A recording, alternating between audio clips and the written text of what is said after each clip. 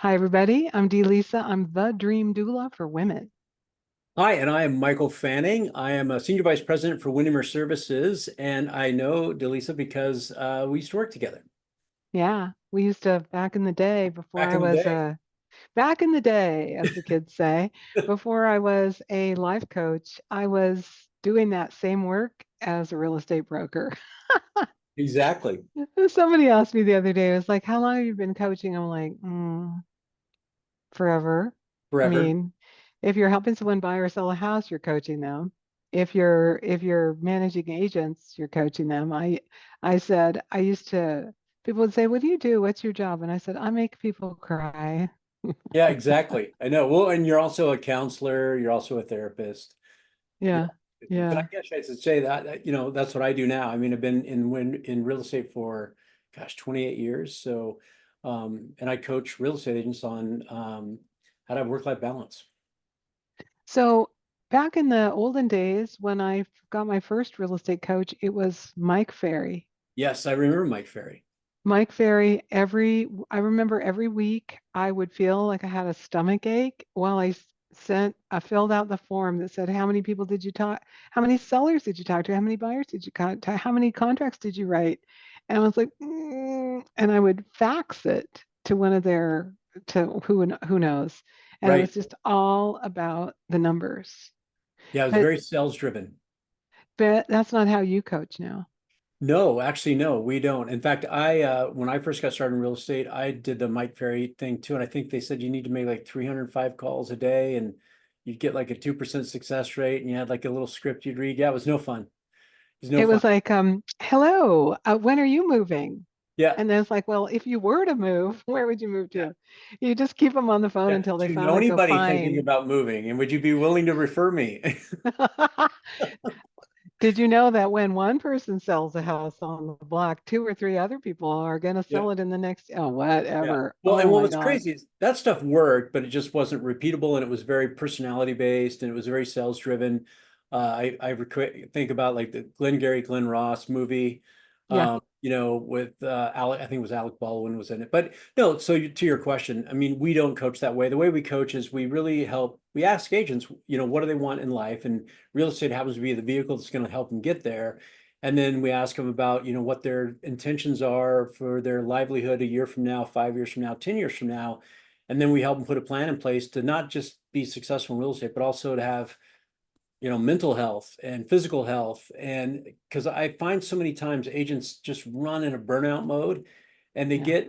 they maybe have great production, but there's other parts of their lives that aren't doing so well. And that's only sustainable for a certain amount of time before it's not sustainable anymore.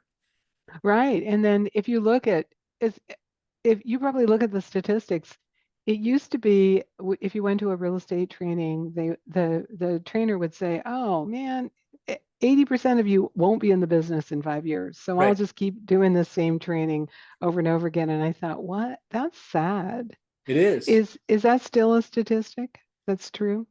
It is, and I think it falls closer to when we think about the 80-20 rule, what's Alfredo Pareto, that Yeah. 20% of people typically are doing 80% of the work. And I think the same thing applies in real estate. I mean, a lot of people get their real estate license because again, I mean, the barrier of entry is fairly low. I mean, it's Hmm. a lot of people can get it. And I just think there's only a certain about 20% of people that are willing to really commit to doing the things they need to do to have the success. And the other 80% figure out, you know what, I have my license. If I want to do something, I will. If I don't, I still have this backup of another job. I mean, because I think about if I had something else that I was doing and I really wanted to be great at this, but I had a safety net, how committed am I going to be?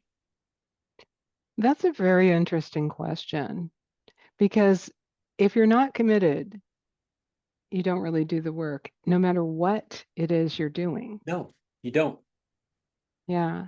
Yeah. So, on the other hand, I do remember one of my new broker friends saying to me once, like, nobody told me I would be eating like cheese and crackers.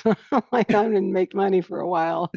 And so, some people make money the first week they're in real estate.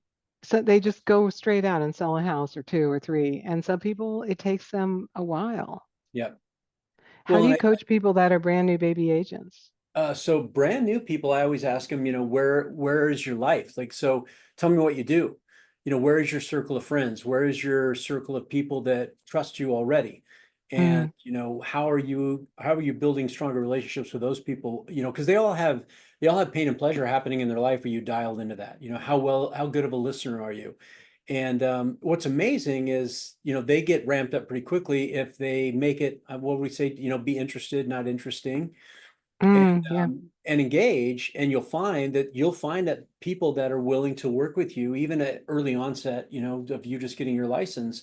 But so many times they're focusing too much on getting a transaction. We say stop focusing on getting a transaction, focus on adding value to someone's life, and the transactions will happen. But it's when it's and I've listened to a lot of the stuff that you talk about. What we make matter becomes matter. And so if we're Yeah. sitting there worrying about, oh my gosh, when am I going to get a transaction? When am I going to find a listing? When am I going to find a buyer? I'm never going to find a listing. This is crazy. You just manifest more of that.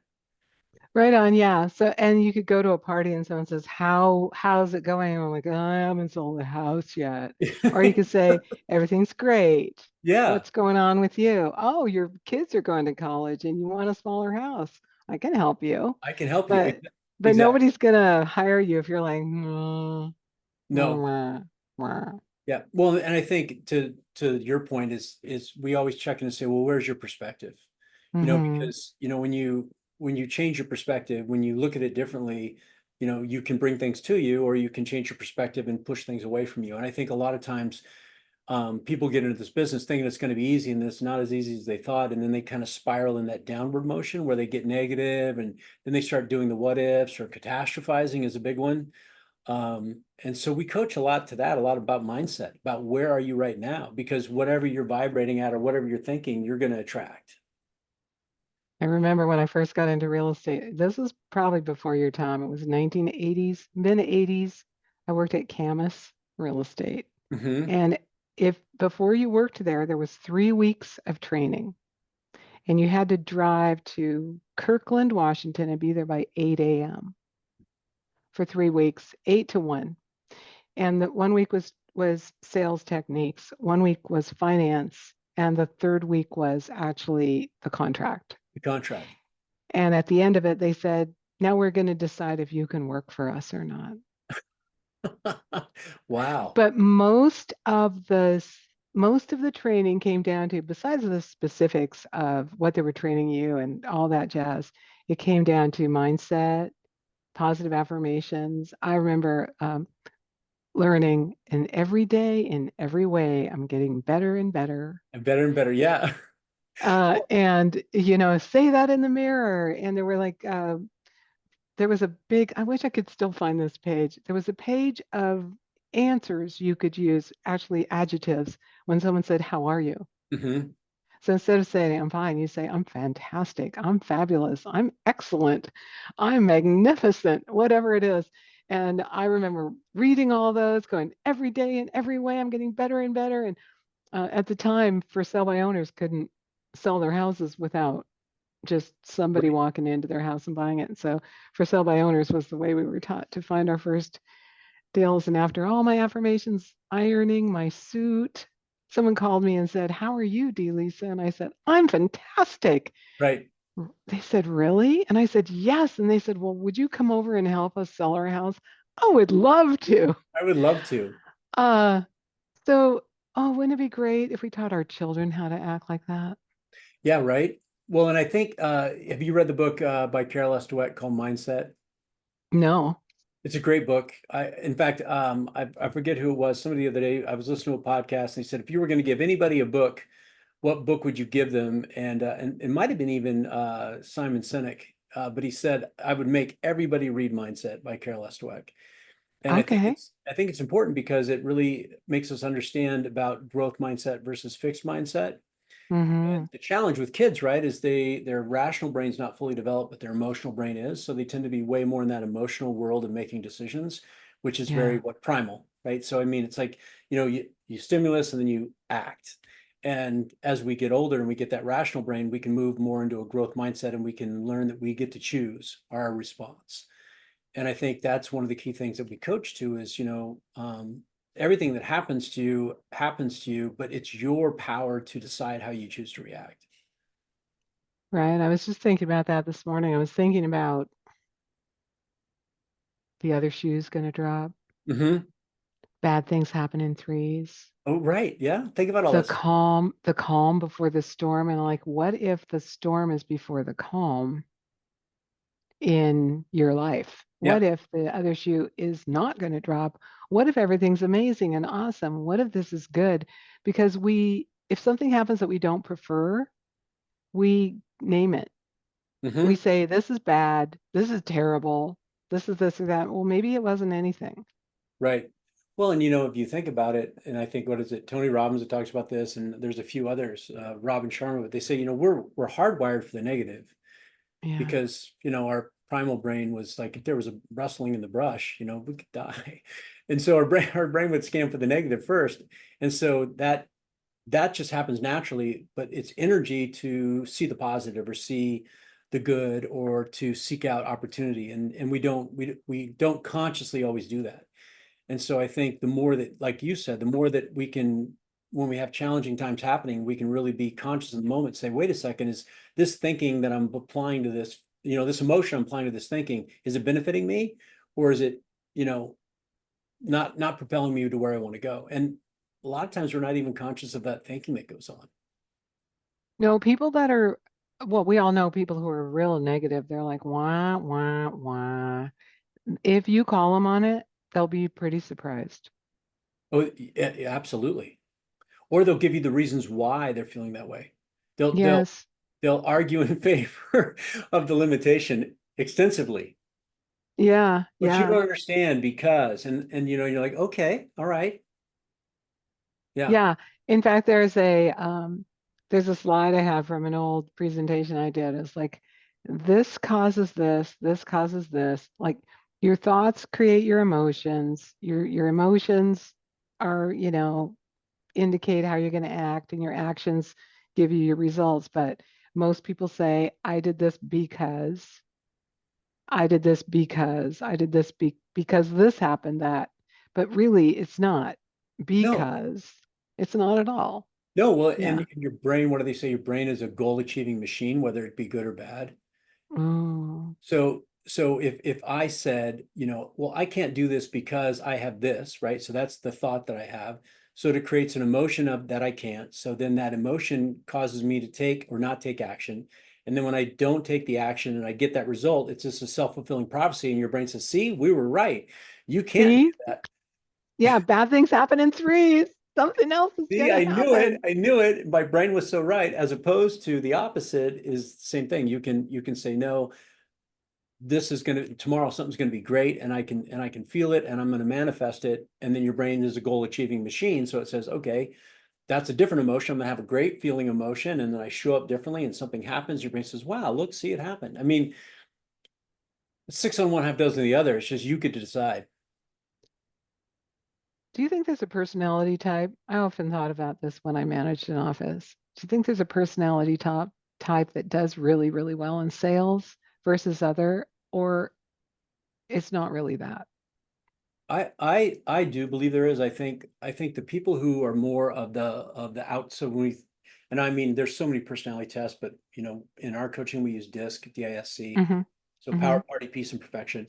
I think those party people or party power people with a little bit of peace tend to really do well. I think if you get people that are really on the literal side, the really power and perfection people, um, they can do business, but there's only a certain group of people that are going to stick around with them because they're more, they're just so driving or so perfectionist, and they don't really have a lot of that emotional quality. So they don't have a lot of situational awareness. It's like kind of my way or the highway. Mm. As where when you get to more of the party peace people, they are just a little bit more aware of their surroundings and what's going on. So they're able to kind of mesh a little bit better.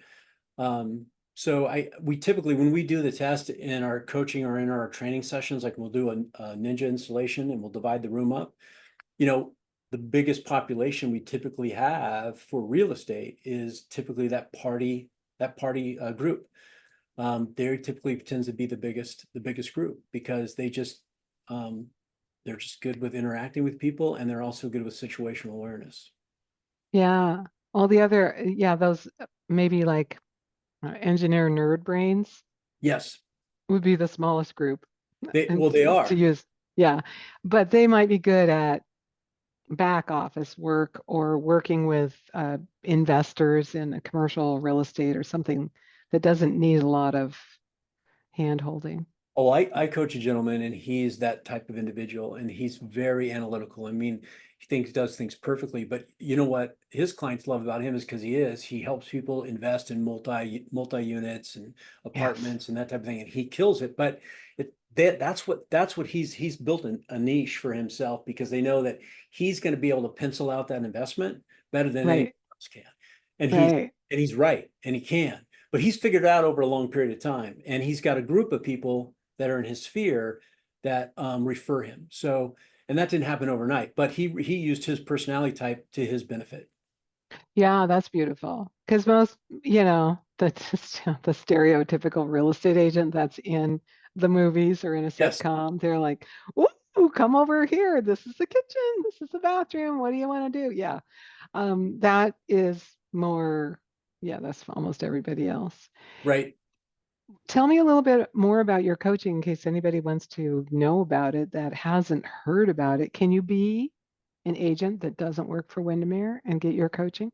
So what we do, typically we coach Windermere agents. So Hmm. we own an entity inside of the Windermere organization called Windermere Coaching. And it's Okay. myself and a couple other gentlemen. And so we just coach Windermere agents.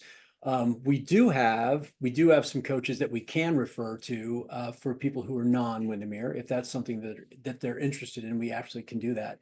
But the majority of our coaching clients are all Windermere based agents that we Hmm. coach.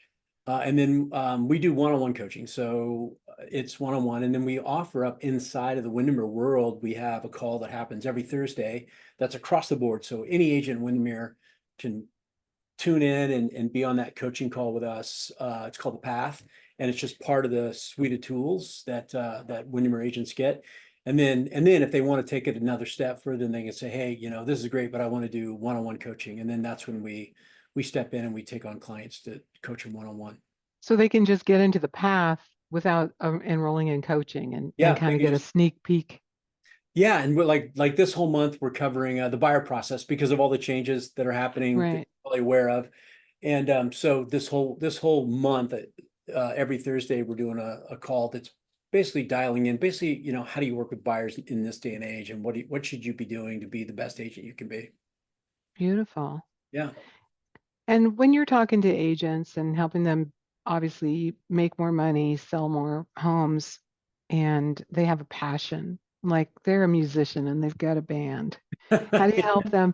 How do you help them mesh that into their world? And It's maybe talk about your yeah. own passion with music. Well, absolutely. It's a great question. I've been in a band for 20 something years, and the band that I was in prior, I had some guys retire, but we toured and we went all over the place. And people would typically ask, well, how do you do your work and then also do your band?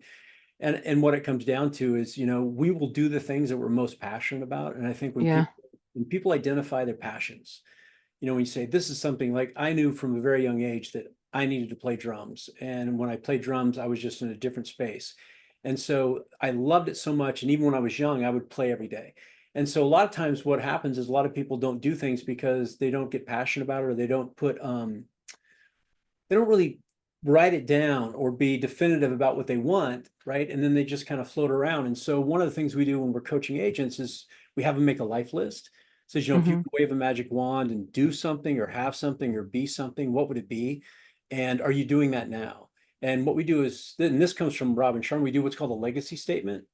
So what we ask is that you think about the last hour, the last day of your life, and you say, what would you want somebody to say about you? Hmm. Write that out. It's just a paragraph and you write it out and they tweak it a little bit. So then we say, okay, if someone's going to say that about you, is your audio and video in sync? So this is what you want people to say about you. But if I followed you around with a video camera all day long, are you making choices and doing things that they would say that about you? And Ooh. I bet everybody's like, ouch.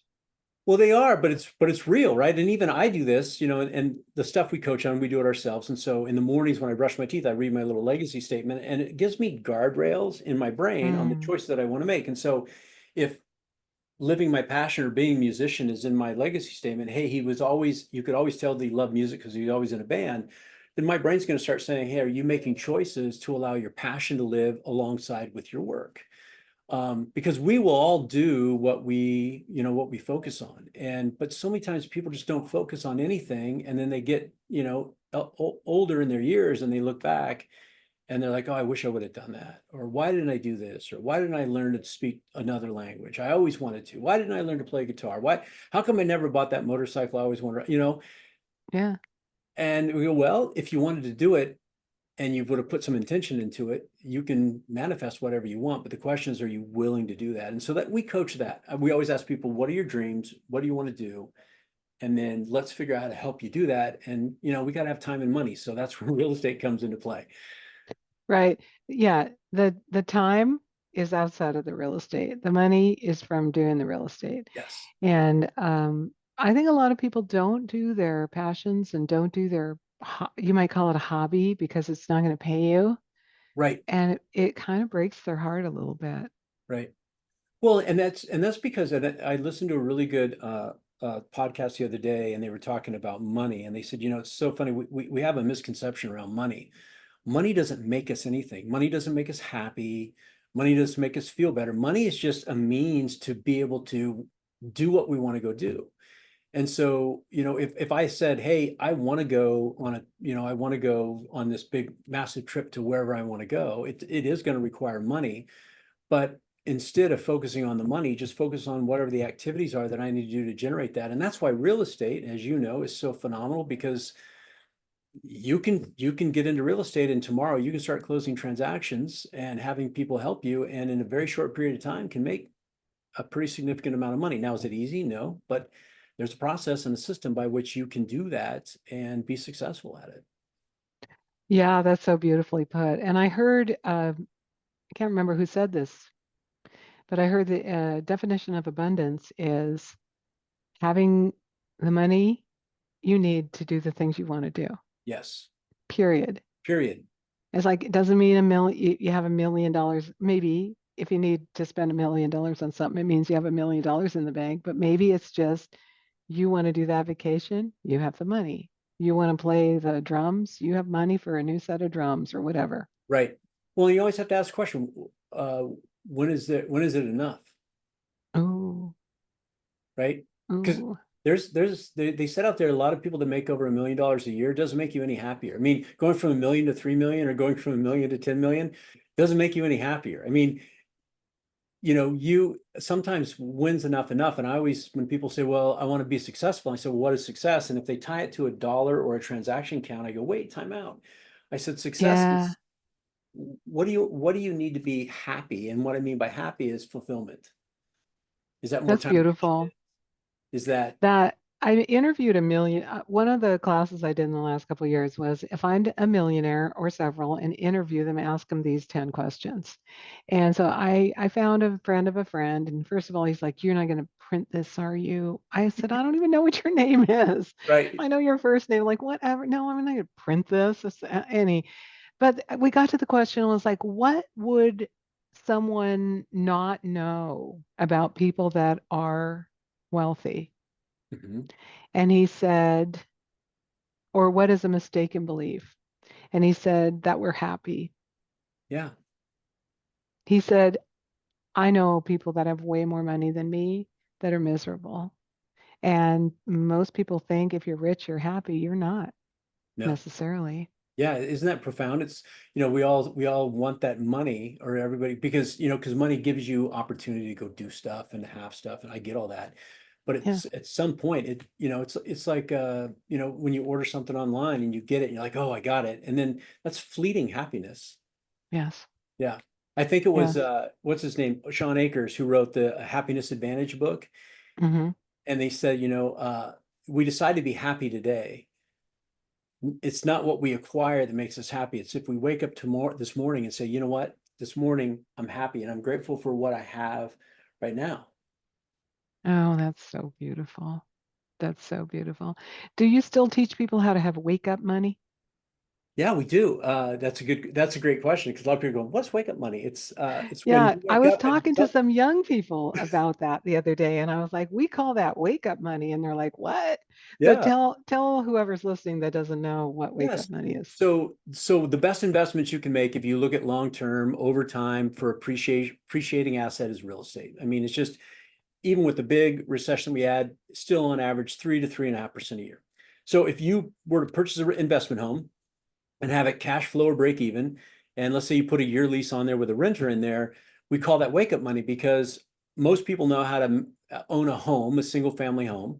And with property management today, it's not that difficult. And so you wake up in the morning and that home is now generating three avenues of revenue for you or three avenues of income.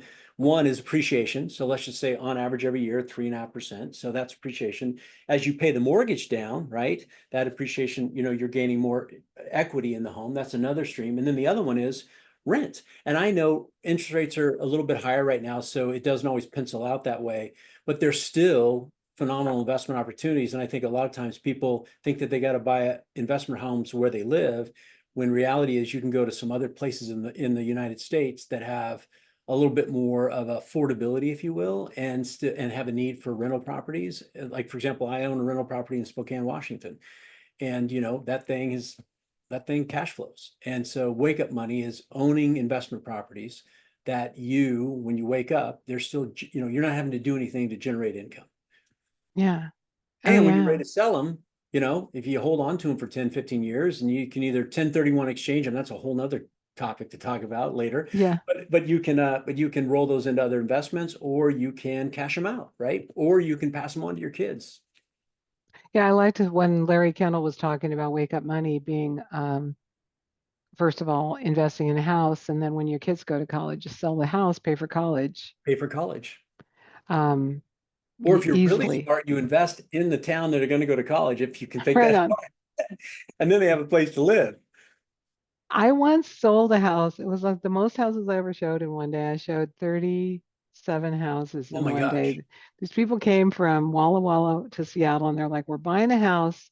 Our daughter's going to the UW." I'm like, I should not show you this many houses. Keep going, keep going." Keep going. We looked at that many houses. I don't even know how that was physically possible. Then the next day we got it down to the three they liked the most. They did an inspection. They left town. They bought the house. And it turns out their daughter didn't like living in that house. but, but it was a good, I mean, they bought it. She Good went investment. there. She had some roommates. They made money when they sold it again. But I thought, how interesting. I don't know why she didn't like living, if she didn't like the neighborhood or what. But it was so brilliant. I was like, wait, she's going to come to Seattle and live here for 4 or 5 years. Why not buy a house? Yeah. Why not buy a home?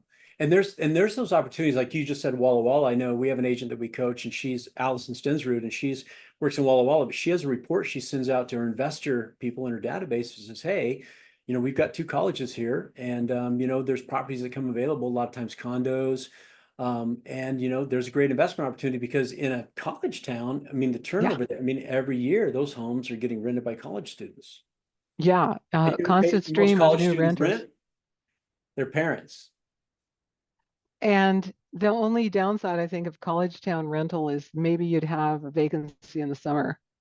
But Well, I think in Seattle, if you rent a place, it's a 12-month rental. They don't care if you move out in the summer. well, it's in where my son goes to Western, same thing. They it's a full year lease, so they're signing a full year lease. Mm, They're committing yeah, to, and they're not doing that. Hey, over the summer nobody's there. It's like, well, if you're not there, like I know this year, I think it was my son was the only one living in the house because he stayed up in Bellingham and all his roommates went elsewhere, but he was the only one in the house.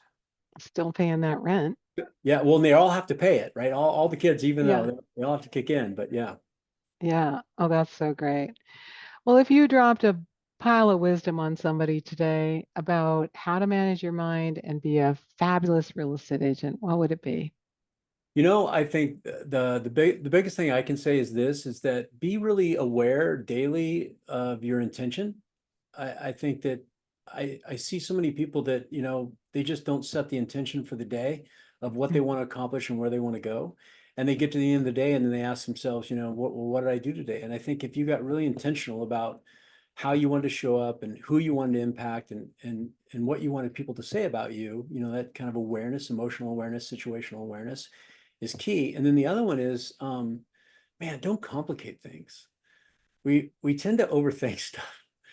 And when we overthink, we tend to go down that path of the what ifs or the catastrophizing, as opposed to saying, you know what, find somebody who's doing a great job and learn as much as you can from them and have intention on where you want to go every day. And it's amazing when you kind of couple those together. You wake up one morning and go, wow, look what I've achieved. Look what I've done. So finding a mentor or a coach. Absolutely. Absolutely. Yeah. I will tell you, we just did a I think it was a meeting the other day, a path meeting, and we had one of our agents on there, and he said, he goes, man, why do people, when they get into their adulthood, they stop getting coached? When Yeah. you think about it, when we're young, and whether we're in theater, we're in music, we're in sports, whatever it happens to be, we always had a coach. There was always somebody who was coaching us. And then we become adults, and we now are just going to go at it alone. Versus, if you have a coach, it's not that a coach is going to make you successful, but I got to tell you, they're going to hold you accountable, because it's difficult sometimes to hold ourselves accountable. Plus, I love to do this when people say something that is really not useful for them. I Right. say, can I hold up a mirror to what you just said? Right. And they'll be like, Love that. okay. I just got permission to tell them what a doofus they just were when they Yeah. said whatever that negative thought is that they're believing. And yeah, the coach or the mentor can just wake you up a little bit. Well, and I also think a lot, I think about this is a coach isn't necessarily just coaching you. They're coaching a lot of different people. They're having a lot of different experiences on a daily basis. And so they bring a perspective maybe that you don't see, where Yeah, they can be honest and authentic and truthful with you and say, is that benefiting you? And I find so many times as a coach, I mean, we don't give advice and we don't tell. I don't tell you should do this. I don't say, well, if it was me, I'd do that. But what we do is we ask enough questions where you start solving your own problems. right. Evocative coaching. That's Yeah. the only way. Yep, it is. And I've listened to a lot of the stuff that you do, and it sounds like you do very similar things. I mean, I love your TikToks and your videos that you do. And I've pulled some wisdom out of the things that you say, where you talk about manifesting, you think about how you show up, you think about how you run your daily habits, which is all good stuff. Thank you. Thank you. Yeah, when you think about it, and you can just go down a spiritual conversation with people throughout time, the wise people have told us what everyone's learning again now is that our thoughts create things. Yes. And first we design it in our imagination, and then it happens in real life, whether it's an invention or a song or your life. It's so true. I think when we teach, I always say, everybody look around the room. I want you to look at everything in this room that is non-organic, right? So it's not humans, but everything, it's not plants, but everything that's non-organic, guess where it started first? Somebody had to think about it. 100%. And once they thought about it, then they could eventually hold on to it. But everything starts with imagination and thought. If you can see it here, you can hold it here, right? Right on. Yeah, Which is also how you help buyers buy the house of their dreams. First, they have exactly. to know what kind of house they'd like to live in. Yeah, tell us what your dreams are, and then let's see if we can manifest it. Yeah, like what are you going to do in that house? Yeah, What are you going to exactly. do in the yard? What are you going to do in the neighborhood? Right. Right? Yeah. Yeah, and they get excited. They start telling their own story. Yeah. Yeah. Well, I will put in the show notes how to find you. So, all those links. But if you want to tell people with your voice now, do it. Oh my gosh, yes, absolutely. So you can reach me at my email address is really easy. Just my last name Fanning, Fanning at Windermere, WINDERMERE.com. Also, you can go to windermerecoaching.com if that's something you're interested in. And then I'm on the socials. So TikTok, Facebook, Instagram. I'm there. You can just search Michael Fanning and find me that way too. Sweet. And then if we want to hear you drumming, are you on the Oh my socials there gosh, too? yeah, you can our band was called Natalie Wouldn't. We were together for 22 years. We toured all over. It's a ska band. So you can just go to Spotify, type in Natalie Wouldn't, that's WOULDN apostrophe T, and all of our albums, all our music's there. I love that you let me promote that. That's awesome. Cool. Well, and so you've got an old band. You must be making a new one now. Yeah, so some of the members of that band, we kind of all got back together and we play, we try to play weekly and yeah, we'll start playing again. I think, I'm going to play music until the day I die, so that's just kind of how it goes. And then something really primal about drumming too. It is. Yeah, it's one It's, place where I can go and just relax. yeah, beautiful. Well, it was lovely to have this conversation with you, Michael. Thank you for doing it. Oh, Lisa, thank you so much for having me. And we got to talk. I'll reach out to you and I'll have you on our podcast because I'd love for you to share some of your wisdom with some of our real estate agents because I'm sure you could help them. That'd be fun. And I could tell some hilarious real estate stories. Oh, we love to have those. Those are always fun. Okay, bye for now. Okay, bye. Thank you.